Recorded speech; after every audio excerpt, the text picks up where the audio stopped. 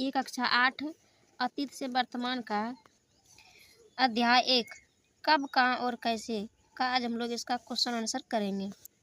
तो आइए, इसका अभ्यास है रिक्त स्थानों की पूर्ति करें। तो इसमें पहला है पूंजीपतियों का मुख्य उद्देश्य था अधिक से अधिक डैश कमाना। क्या कमाना था? तो मुनाफा। इसमें मुनाफा बढ़ाएगा।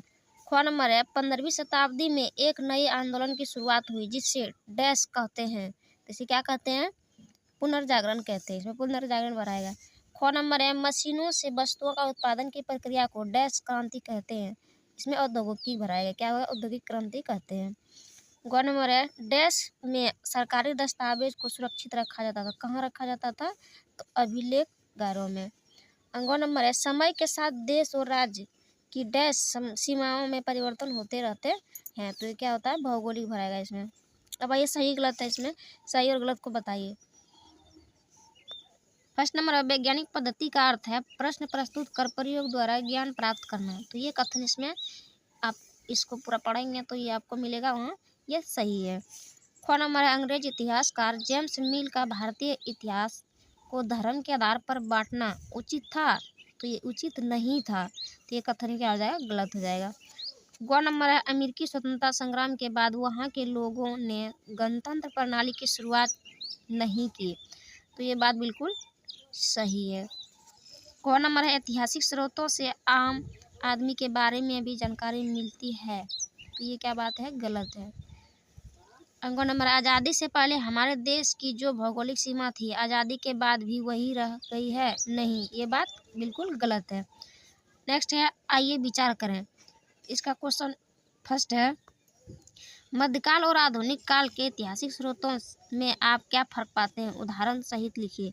इसका आंसर हम लोग अपने कॉपी में करेंगे। आंसर है मध्यकाल के ऐतिहासिक स्रोत जैसे अभिलेख, पत्थर, चट्टानों, ताम्रपत्रों, पांडुलिपियों की मदद से कुछ खास लोग विशेषतः शासक के बारे में कुछ ही जानकारी मिलती है। लेकिन आधुनिक काल में इन स्रोतों की संख्या अधिक व्यापक और प्रामाणिक हो गए क्योंकि आधुनिक काल में छापाखाने के आविष्कार से दस्तावेज को अभिलेखागारों में आसानी से रखा जाने लगा, जबकि मध्यकाल में ऐतिहासिक स्रोत हाथ से लिखी पांडुलिपियां, पत्थर, ताम्रपत्र आदि सब सीमित थे। दूसरा नंबर है जेम्स मिल ने भारतीय इतिहास को जिस प्रकार कालखंडों में बांटा उससे आप कहाँ तक सहमत हैं? इसका आंसर है जेम्स मिल जो स्कॉटलैंड के अर्थशास्त्री, इतिहासकार और राजनीतिक दार्शनिक थे। इन्होंने the history of British India नामक पुस्तक लिखी जिसमें जेम्स मिल ने भारत के इतिहास को हिंदू, मुस्लिम और ब्रिटिश इन 3 खंडों में बांटा। जो बांटने का आधार था शासकों का धर्म, जो बिल्कुल भी सही नहीं है क्योंकि किसी भी स्थान या देश के इतिहास का निर्धारण मात्र उस देश के धर्म पर नहीं होता, अतः हम सहमत नहीं हैं। तीसरा नंबर है सरकारी दस्तावेजों को हम कैसे और कहां कहां सुरक्षित रख सकते हैं? इसका आंसर है सरकारी दस्तावेजों को हम अभिलेखागारों एवं पुस्तकालयों में सुरक्षित रख सकते हैं। साथ ही तहसील के दफ्तर, कलेक्टर, कमिश्नर के दफ्तर, कचहरी आदि के रिकॉर्ड रूम में दस्तावेज को सुरक्षित रखा जाता है।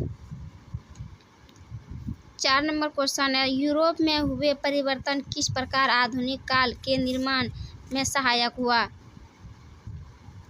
इसका आंसर है आधुनिक काल के निर्माण में यूरोप में हुए परिवर्तनों ने बहुत महत्वपूर्ण भूमिका निभाई। यूरोप में पुनर्जागरण का आंदोलन कर स्वतंत्र रूप से सोचना शुरू किया और राजनीतिक व धार्मिक सत्ता के खिलाफ आवाज उठाकर गणतंत्र की ओर दिशा बढ़ाई।